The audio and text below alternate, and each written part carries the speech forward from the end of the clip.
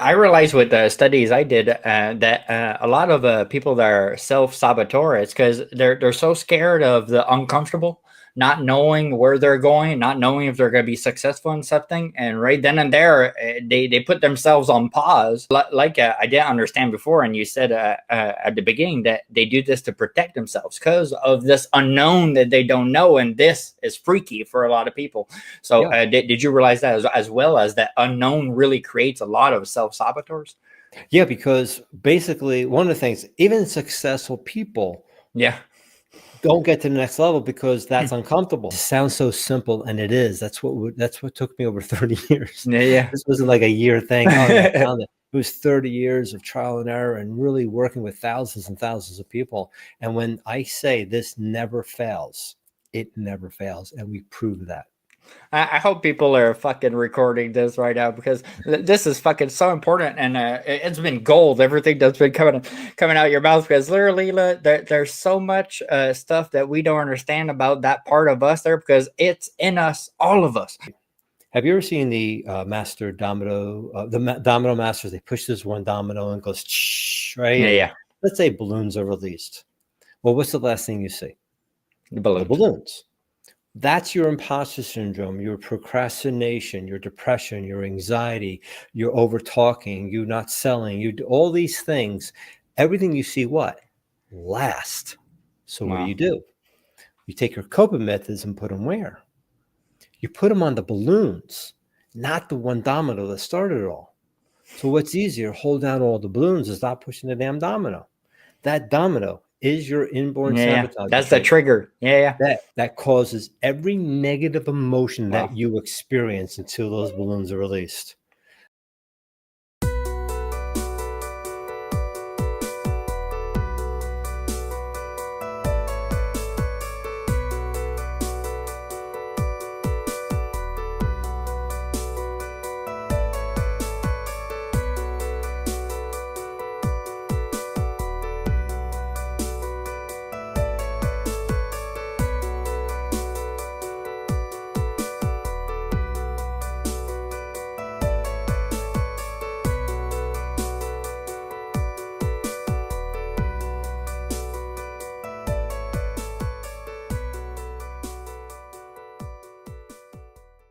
Welcome back on the Rumbling Facts podcast, the place where critical thinking meets uncomfortable truth for real growth. This is your number one destination, people, for the people that want to challenge the script, speak what's real, and build their mindset to the next level, one hard truth at a time. I'm your host, DJ Retsam, a rapper, creator, truth seeker, and the founder of Making Others Read, where we take books that are unwanted by people and give them back to the communities. We've been giving back 100,000 books in the past 3 years. It's really amazing.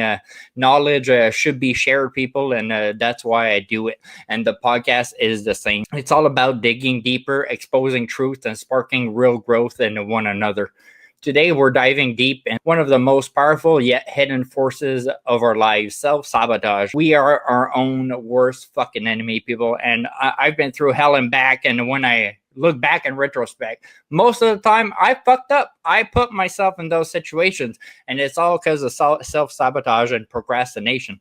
So our guest today is Dr. Phil Agrios, a man who has dedicated decades to uncovering the science behind self-sabotage and helping others break free from these mental traps that hold us back. He is the author of Life's One Law, Nature's Blueprint for Repeatable Success in Life and Business. Dr. Agrios has spent years studying the inborn sabotage trait, a discovery that revolutionized the way we understand and overcome these obstacles within ourselves, people. His T Now method is a powerful tool that addresses both the imposter syndrome and procrastination, two forces that prevent millions of people from stepping into their full potential. Today, Dr. Agrios is here to help us understand and deal with this self-sabotage. Let's dive deep into this conversation, and welcome to Rumbling Facts podcast, the incredible Dr. Philip Agrios. How you doing? I'm doing great. Thanks so much for inviting me on. Appreciate it. It's such an honor to have you. I've been following your work, and it's clear that you found a way to tap into something that a lot of people struggle with, like overcoming self-sabotage. What initially drew you to this field and like, fuck, I'm gonna help these people? Well, I kind of made myself thinking I was the king of self-sabotage over the years and decades with my practice, with my family, and so many things. And I just started falling into this whole thing, and I happened to stumble across what we call the inborn sabotage trait. It's a trait that we are actually born with. You can't get rid of. So it's there not to undermine you. It's there to protect you from the very success that you're seeking, because that success subconsciously is more painful to actually to achieve and to sustain. So we go back doing what we've been doing, which is easier. That's that imposter syndrome. That's the procrastination or whatever we do not to that undermines that success because it's uncomfortable.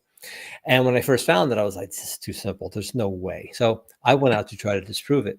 And over 30 years, researching thousands and thousands of people, not only was able to prove it, found a way to switch it off instantly, and it works 100% of the time. Wow. And we call it the T now method, which is T means transcend. So transcend any adversity, no matter how big or small, instantaneously, because you're going to switch off that saboteur. And what I tell people, you never get rid of it, because that would be stupid, because it's your protector, right? Okay, There's nothing wrong with you. It's protecting you. And it's just showing you how to dance with it, how not to use it as much. And by using what we call the T now method, or the antidote is the exact thing to do, is to offset this so that you do not self-sabotage. So then you got into this field like fucking head first by not really knowing anything about this, and wow, that's incredible, because you spent a decade studying self-sabotage. Can you break down the inborn sabotaging trait and how this can impact most people's lives without them realizing? Yeah. See, people think that self-sabotage is the mindset. It isn't. It's actually a biological trait. And you are actually born with this. Okay. And it's not that you are born and then through your traumas and your experiences, then now you create procrastination and other things, or this trait. You're born with it, and that's how you specifically protect yourself. So when you release your personal professional power and you hit that wall, your saboteur kicks in to protect you. There's nothing wrong with you. You're not an idiot or a loser, or the other 100 words we say to ourselves. We're just in protection. So imagine when you hit that wall, as you start to contract, knowing the one trait that is causing you to protect yourself, and then using what we call the antidote, the exact opposite to it, you immediately go into growth. So now you expand, a little contraction, expand. Now you're doing this compared to consistently contracting in that hamster wheel over and over again. So what I was able to do is find that there's actually 3 traits that actually make up who we are. And we call them the director, the supplier, and the communicator trait. Okay. And those 3 traits make up who we are. And then when we take those traits and place them in a sequence, we call this the protective sequence. This is the sequence you're born with. And no matter how you protect yourself, you go these 3 steps, and that's how you protect yourself. And then by switching it and going the opposite direction, that's how you go into growth and to evolve. So at that moment, we found that there's only 6 sequences of human behavior. So there's only 6 people in the world. Wow. When we think we're so unique, but when you look at that in particular, we realize that we're way more common than we think there. Well, in your book titled Life's One Law, Nature's Blueprint for Repeatable Success in Life and Business, what is one law that you're referring to, and how can it help somebody get back on track? Yeah, in that book, that was one of my first books that I wrote. And I wrote it in order to get my information out, as well as to help people to understand that there was a 6-step blueprint that I discovered that nature uses to come back from her storm. So these 6 steps is the same 6 steps that we have in order to solve any business or personal problem. And I show that through steps in the book. And that blueprint, when I looked at the 6 steps, when I placed the opposite steps together, that's how I created the 3 basic principles of the universe. So everything from the atoms to the galaxies are that's focused on the director, the supplier, and the communicator, because that's all we do as humans, and that's all we do in our atoms and everything else is that we direct, we supply, and we communicate. That's it. That's how simple it is. Everything else is just a building up of all these 3 things consistently over and over again. So I had to teach myself quantum physics and other things to dive into that more often. But I've been mainly focusing on human behavior and how this law is basically showing us is why we go down the road that we go down and how to shift that road if you don't like that road anymore. Since you're so passionate about self-sabotage and stuff like that, have you been through self-sabotage yourself before like going into that field and like, goddamn, I gotta help people get out of this because I went through this shit? I went through a lot of stuff. So I went through, it all started from a false accusation from an insurance company. I used to be a chiropractor and a functional medicine practitioner. My specialty was thyroid and autoimmune disease, the sick of the sickest. And we had very high success rates because we helped people realize this saboteur was causing them to consistently be unhealthy and to continue down that road so that and when they use the antidote, it shifted so they can continue down more healthy habits instead of going back to the unhealthy habits, which was more comfortable for them. So I was getting very highly successful rates. And one of the things was that 3 things was going to happen to. I was going to go to jail. I was going to jail for fraud. And I was going to lose my license. And I had to pay back 3 times of what the insurance companies paid me. And as I said, it was all baloney. They were just coming after me because of certain things, and it was all untrue. So nothing ever happened to me. But during that time, it created a lot of stress. I became disabled. For sure. During that time, my father, very young father, 71, healthy, developed brain cancer, and within 7 months he passed, and I became the primary caretaker of my mom. And then 7 years later she passed. I went through financial ruin. I was on disability. I couldn't practice anymore, and later I was able, through this work and other things, get myself back practicing. But during that whole situation, I went through a horrific divorce, went through financial ruin a few times. Unfortunately, one of my daughters almost tried to commit suicide. They said that if my ex came home 10 minutes early, she would have been gone. So all of this, and there's a lot more. Yeah. But all the trauma and all the things that happened to me caused me to break things down in order for me to find this. And that's why I left my practice 3 years ago. I shut it down to do this full time. And I'm here until another 60 years until somebody takes me. But yeah, I have this huge responsibility that I have something that no one else has. There's nothing like this in the world. Yeah. And I've had people I never seen this before, so that's why I wanted you on. So I have this huge why, and that's why I get up at 5:30 in the morning, because I want to help and tap into the millions of people that need this. And that's my why I do this and why I'm on your podcast. Procrastination and imposter syndrome are 2 major hurdles that a lot of people go through. How does your T Now method addresses both issues simultaneously? Well, both are just protection. Okay. No matter what, when you're out of the flow, when things are resistive, when you're stressed, you worry, or whatever, you're in protection. That's all it is. So there's only 2 things we do. We protect, we grow. We contract, we expand. We give and take. We're vibrational beings. So let me give you an analogy. Have you ever seen the master domino, domino masters? They push this one domino and it goes, right? Yeah. Let's say balloons are released. Well, what's the last thing you see? The balloons. The balloons. That's your imposter syndrome, your procrastination, your depression, your anxiety, your over talking, you not selling, you do all these things. Everything you see, what? Last. So what do? You take your coping methods and put them where? You put them on the balloons, not the one domino that started it all. So what's easier? Hold down all the balloons and stop pushing the damn domino. That domino is your inborn sabotage. That's the trigger. That causes every negative emotion that you experience until those balloons are released.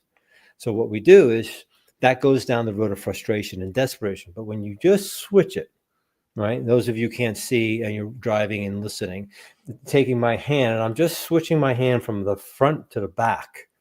And from there, you go down the T now method. That's by using the antidote. You must now go down the road of growth, inspiration, and motivation. So it's basically the same domino, depending on which side you push it. One way you go into protection, Yeah. and the same domino push it the other way, you go into motivation and evolution.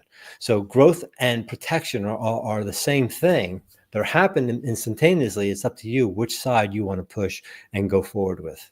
Wow. Oh my So God. there's only one thing to focus on for the rest of your life. Yeah, One it's the thing. trigger. It's the trigger. Right. And that's what I found. Wow, I really like the way you explained that thing with the dominoes. Right when you said that domino thing with the balloon at the end, like, oh my God, I caught on like at the second, like understood like what our brain does, like because it's complex, but the way you said it right there, oh wow, that made a lot of sense, I'm sure, for a lot of people. Oh Now, my what's goodness. interesting, if I may interrupt, you said the brain. Only a third of us need mindset. That's why the other 2/3 mindset doesn't work. Okay. What we found was each trait, one trait governs the mental and the thoughts. The other trait governs the gut, the feelings, and the other one covers the emotions, the heart. So depending on your saboteur will depend on what part of the body, as well as certain techniques that will be different. So that if you had a significant other, right, once I know your sequence, I can tell everything about you, why you did what you did, what's going on today, and why you'll continue doing what you're doing. If you had a significant other, I can just ask you a couple of questions, tell you everything about them, and never meet them. Exactly. Me too. Tell I you can how do you that. two interact. Yeah, exactly. So with that aspect of it, when you know, so you will then do one thing with one antidote, and the other, and your significant other will do something different. But imagine knowing why they do what they do. Mm-hmm. You'll know now, so conflict can drop tremendously. We've stopped divorces. We've helped parent-child relationships, business partners, helping people with their clients, so many different things to understand the other person. So now there's no more judgment. It's now understanding and compassion, because everybody has a saboteur. So I can judge you based on my superpower, which is your saboteur, and vice versa. I realized with the studies I did that a lot of people that are self-saboteur, it's because they're so scared of the uncomfortable, not knowing where they're going, not knowing if they're going to be successful in something, and right then and there they put themselves on pause. Like I didn't understand before, and you said at the beginning that they do this to protect themselves because of this unknown that they don't know, and this is freaky for a lot of people. So Yeah. did you realize that as well as that unknown really creates a lot of self-saboteurs? Yeah, because basically one of the things, even successful people Yeah. don't get to the next level because that's uncomfortable, right? I don't care whether you're a multi-millionaire, multi-billionaire, or you're poor, or you're on the streets. Everybody has that protective moment, right? So when you understand that for yourself, now you know that it's okay if you go into protection contraction. It's just there for you to protect yourself. For instance, I don't care if you go in the corner, take your pillow, suck your thumb in the fetal position on the floor. I'm good with that. People are like, why? You're just protecting yourself. I'm good with that. But here's the challenge. How long are you there for? That's the problem. How long are you creating that procrastination? How Because long? if it's Okay to years, it's a procrastinate for a problem. little bit, right? It's okay to procrastinate for a little bit, but Yeah, if yeah. you only procrastinate for 5 minutes or maybe a day compared to months that you were doing, see how you're improving and moving forward. But now you know you're doing it, and you know how to move forward with it once you have this antidote. Wow. That's what makes sense. So I have this segment of uncomfortable truth. So here we go. What's one of the hardest truths you realized in your career or life? One of the hardest truths.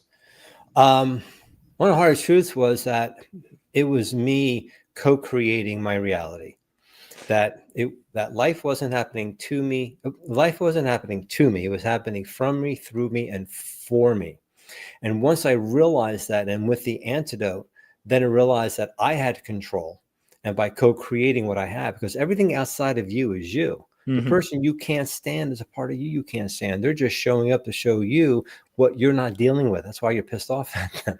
So once you deal with that part of you, that saboteur, and you deal with the antidote, two things happen to that person. They leave or they change because they still want to be in your world. So it was basically that hard truth that it wasn't the environment. It wasn't the financial situation. It wasn't this person. It was me creating my world to show a part of me so I could evolve.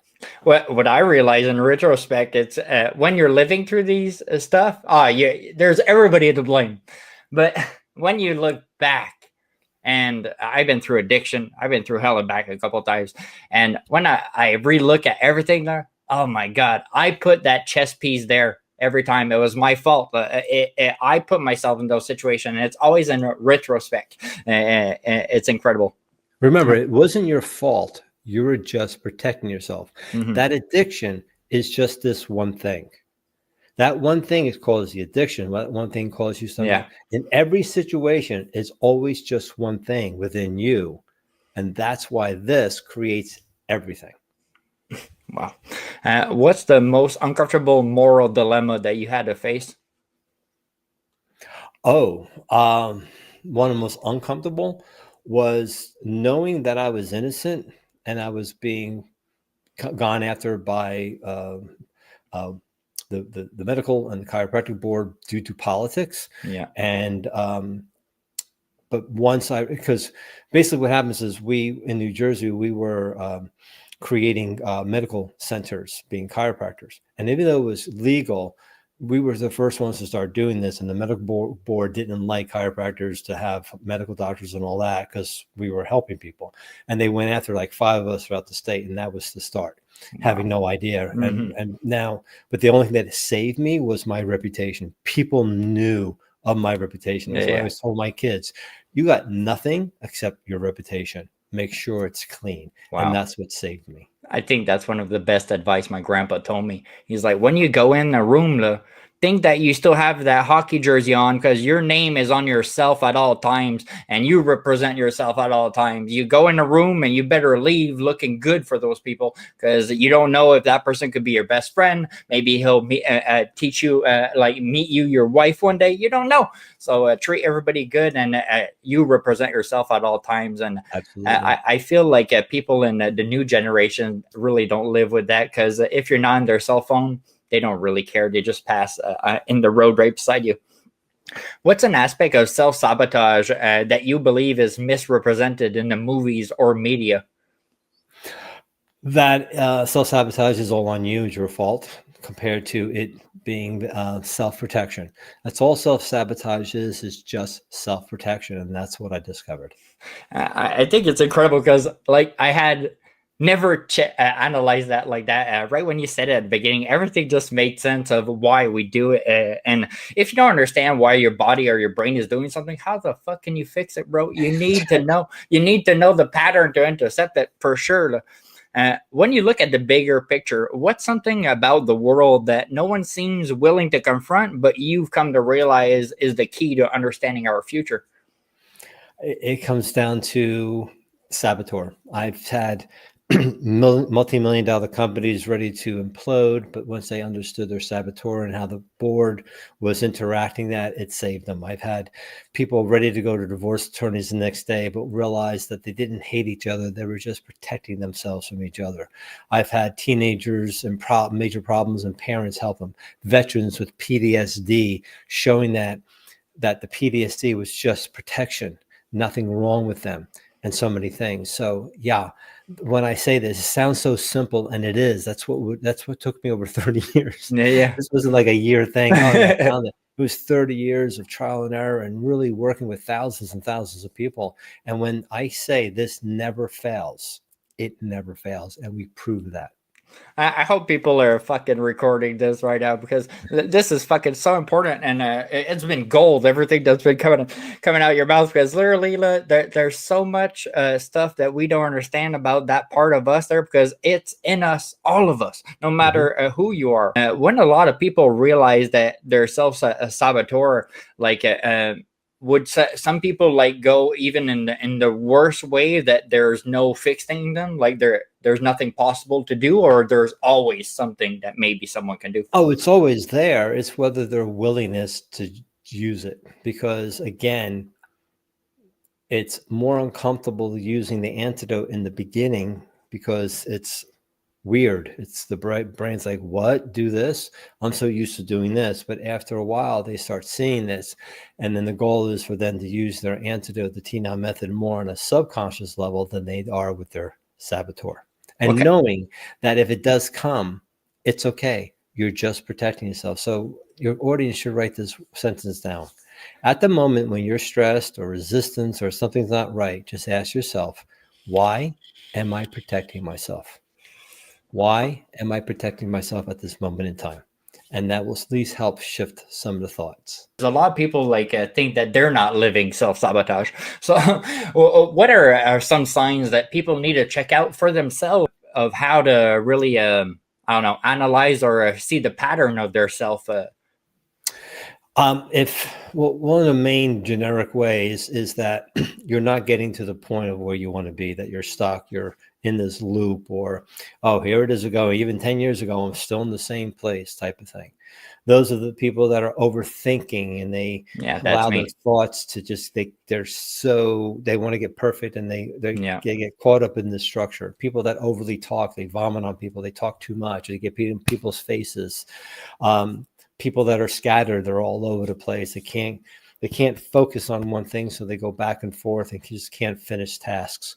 People that are overly giving, they give too much to other people because they don't want to feel selfish. That they don't know that selfishness does not equal self-nourishment, that they feel resentful later, and then they start get upset, and they go back and start overly giving because they don't value themselves. People that are not expressing themselves well, they just hold in and they're just to themselves. And that's no good. Feeling. Right. People don't know what they're thinking and feeling, so they guess. So they overprocess things. They have a hard time disconnecting, things like that. I realize that a lot of girls have this problem in particular, being so good-hearted that they give and give. Well, literally, a lot of bad people are going to take advantage of that, and then you get destroyed years along the line, and you didn't see shit because you're so good-hearted, and you're trying to see the good in everybody, but not everybody has some good, and you can't just give it all to somebody in a relationship. You should give as much as that person is giving you back, because if you're giving like 5 times more than that other person, well, you're probably not in the right relationship. But a lot of people don't realize that. And I saw a lot of girls have that trait of being so good-hearted, and they got destroyed by guys that took advantage of that. How can parents identify this self-sabotaging trait in their children early to try to help them grow up? Without protecting themselves all their life there. Yeah, they need to learn how to find it within themselves through our T-Now program. And then from there, they will then understand their children, and they'll see how each of their children are somewhat different, and how they should approach each child differently instead of one general way. Everybody in the same mold. Yeah, that never works. Yeah, right. A lot of people struggle in their relationships and feel disconnected or misunderstood by their partner. I realize that you realize like some stuff that what's a secret understanding your partner's needs, like without guessing that? Because a lot of people are in relationships, and I look at them in the restaurant, I'm like, wow, those two are, I don't even hear what they say, but I know they're not honest with each other, and relationships are based on honesty. So what do you see that you can fix? Yeah, and that's again coming down to understanding your partner's saboteur. Let me give you an example. I had a guy I met a month previously, and he calls me up a month later and he says, "I'm going to the divorce attorney tomorrow. What can you do?" I'm like, "Well, what?" I'm like, "Okay, wait. Let's get your wife on because I wanted to make sure they hated each other, but they were just protecting themselves." And then during the process of working with them in our program, we saw major changes. And then you bring the children into play. And now each one understood why the other one handled the other child differently, and how the other one didn't agree with it. But now they understood why that person reacted the way they did. And when they came together and came up with a plan based on their both antidote of themselves as well as their children, we've seen minimally 5 to 6 marriages not go into this divorce. So yeah, it's that simple. Didn't say it was easy, but it's that simple, and we can get there faster. Absolutely. And communication is the key to fucking success in no matter what. And understanding your children is very important. So if you don't understand self-sabotage yourself, well, you need to figure that out and then start analyzing your child and be like, okay, I could push him in that direction. It won't put him in a corner for sure. People often talk about the imposter syndrome. Can you tell us a bit about this? And but it seems like your work digs even deeper in the psychological roots of this. Can you talk to us about that? Yeah, imposter syndrome is that you're not good enough. That I see this when a lot of coaches, like a victim mindset.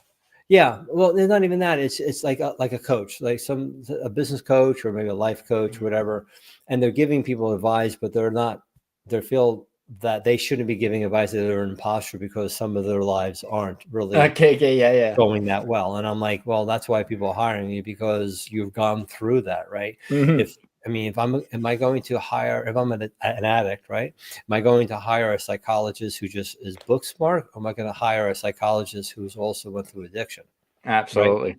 So that experience is there, but depending on, there's only 3 saboteurs. Okay. So depending on what saboteur you are, that imposter syndrome was created due to something totally different for each of the saboteurs. So a lot of times that's not addressed because they're doing more general understanding of why they're why the imposter compares to the true reason why they're going into that imposter syndrome. And once people understand that and they have the antidote, when they start feeling that imposter syndrome, they start using the antidote and they can get out of it much faster and then moving forward so they don't feel that, and they can help more people. That is so true. Like, I want somebody that fucking lived it. Like, I had somebody on the podcast that talks about porn addiction, and a lot of guys that don't want to admit that in life. And literally, the guy like lost his career, job, and everything because he was addict. Like, literally, he had everything, and literally, he was watching porn until crazy hours and having like 1 hour sleep to go to work to barely work. And literally, it was a circle of just fucking porn and alcohol nonstop. And I started point like the people in his business were like, man, we got to kick him out there for him to go get help. And now he's an expert on this and helping people. And he's like, I love hearing like the excuses guys say and everything, because I've been through it. Don't worry, I know all of them, bro. And I was like, man, that is so true. And for sure, I don't want this girl that just studied porn addiction. I want the person that went through this shit and literally lost everything because of it and came out stronger to help other people. Right. Because that guy had lived through it completely. You really need to understand yourself, your sabotage first, like you said earlier. Yeah, you have to understand you and why you're reacting to your teenager. Are they like you and that's why you're pissed off? Are they not telling you certain things because you're demanding certain? For instance, I was doing my workshop and I had a gentleman, a manager, come up to me and said, my son's always upstairs playing video games. I can't get him down to interact with the family. So I asked him a few questions. We ascertained his son's sequence, never met his son. He went back and his son within less than a week was downstairs interacting with the family. Oh, so he realized, and then the relationship skyrocketed over 2 months. So he realized he was the one pushing his son back in the room because he was making fun of him. That's how he grew up. Because his son had a different saboteur, he pushed him back in the room. As he understood that, they started to react and he let him to be who he was and doing all the things. It's crazy, how just that understanding could just change everything. Exactly. And then we realized, because your profession and your business and your personal life are one, he was doing the same thing in his business. And as we shift that, his business skyrocketed as well. Wow. It's crazy how just the little switch of understanding why somebody is like this, like no matter if it's just somebody that says something, if you understand why that person is always depressed and everything, you won't judge them for it. But it's the same thing with everything that Dr. Agrios is talking about. There's a lot of information out there on productivity, because literally there's apps shitting themselves every day. It's crazy. How does your 24-hour productivity boost method actually help people ditch procrastination and make real progress? Because I'm still stuck in procrastination today. There's some stuff that is easy for me, but there's some stuff that people are like, are you kidding me? You can't do that. Me opening the mail is a huge problem because it forces me to do something. No matter if it's a bill or a check, I'm pissed because somebody is forcing me as an adult to do something. And that there for me, it takes sometimes 4 to 6 months. And imagine if you open your mail only 4 to 6 months, you got bills and problems for sure. And that happens constantly for me. And I even went to jail because of it, because I didn't give my address. And when I was in jail, I was like, isn't this incredible? I lost my freedom just because I didn't open my fucking mail. And I knew it was all me completely. And when you think, and I come back home, that at least I'll fix that, because literally I lost my freedom, bro. Like I was praying to God, crying in there for 46 hours. And it was all me, and I still don't fix that shit. How could... It's your saboteur. Once you understand that and the antidote, we see this all the time with people just like yourself. Just why you're not doing it, because because you are thinking that you have more pain to opening that mail than not, until it gets to that point. So yeah, again, the procrastination is just protecting you from what you think is going to be more pain by opening it. Wow. Because I never liked authorities in life when I was a kid. You don't even like you telling yourself what to do. Yeah, that's it. So that's so real. Oh, that's good. So we're at the critical thinking part. What's one of the greatest lessons that you learned in your life or career that you still apply today? My antidote. It's helped me tremendously. It helped me to create successful businesses, a second great new marriage, reinforce my family. Everything I tell everybody that has happened to me, and I consistently use it. And when I don't use it, I don't get on myself. I go, okay, why am I protecting myself? And then I continue using it. Wow, you put yourself back in self-awareness, trying to analyze right away when you see you're not using it. You're like, oh, I'm probably fucking up somewhere. Wow, that is a strong mindset too. Wow, man, that is good. What's your personal favorite achievement in your career or your life that you're most proud of?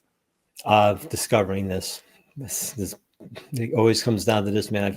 I've devoted 33 years of my life to this. And I find that fucking incredible. I had a guy on that studied life after death for the past 40 years. And it was incredible, because I'm somebody that just believe in facts there to the highest degree. So for somebody like me that believes just in facts, well, you're dead and it's over. The brain's off. And after I had the podcast with him, I was realizing, wow, it seems so beautiful what's after there, because he analyzed everybody that went through death and came back there. And he that's what he was checking, and he was realizing that they say that, oh, only God can judge me. Well, he realized that God doesn't judge at all there. The only person that's going to judge up there is yourself of yourself and nothing else. And you just understand everything, and there's no pain nowhere. And I'm like, wow, that's why they say hell is on earth, because and I was like, wow, if death is this after, wow, I was really seeing it from a beautiful view instead of seeing it of oh, it's all done. So there's so much to learn when somebody dedicates this much time, because I won't. So that's why we have people like you on, and I really appreciate that. What's a surprising conspiracy or just a theory that people would be surprised that you believe? I would say that I just think differently. I just think no matter what happens my way, I look at it as a benefit for me. No matter how good or bad it is, I just look at it as a benefit, and I find out why is it here in my life and how can I benefit from it. Like, no matter what happens, good. No okay, yeah, that's it. Right. Can you share an instance where your intuition or your gut feeling led you to make a decision or a challenge that traditional logic and expectations wouldn't do? Close my practice. I've had people like, you're out of your mind. My patients were really upset with me, but I knew that I had a higher calling. And I think I know the answer to the last one because of what you said right before. What's an example of a situation where thinking outside the box helped you solve a problem that others couldn't? Dealing with my children. My ex had put a wedge between myself and my kids. And one time I just said, if I never see my children again, I'm okay. And I really meant it, because I was over giving. I was just losing myself. Fighting for nothing. And when I let that go, things started to shift, because I took care of me. I used my antidote at that moment, and our relationship is strong. No one can ever break our relationship. Oh, wow. That is some beautiful stuff. So I'll ask just one last one. Sure. Can you share a bit more about where you want this legacy to go, and how do you think you can expand this to the masses, like international? This is what we do. We do have international clients. So we have 3 ways people get to understand the T Now method. One, we have a group coaching course where people get one-on-ones with me and group coaching with myself. I do 4 and 8 hour workshops with companies. We just did one for the Army. And then I do have a membership site where people can come in and they can at least start understanding this. And so a monthly membership fee. So we have 3 different ways, depending on what the people need and where they're at with their mindset and what they want to do. Perfect. So where can everybody find your books? Are they on Amazon?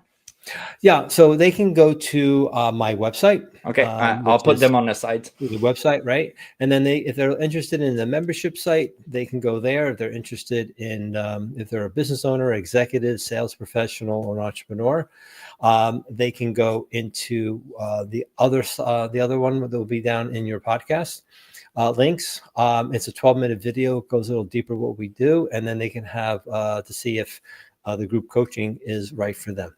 Okay, so thanks again for coming on. It was an honor to have you. Oh, it was a great conversation. I hope this was valuable for you and your audience. For sure it was. So thanks, everybody, and have a great weekend.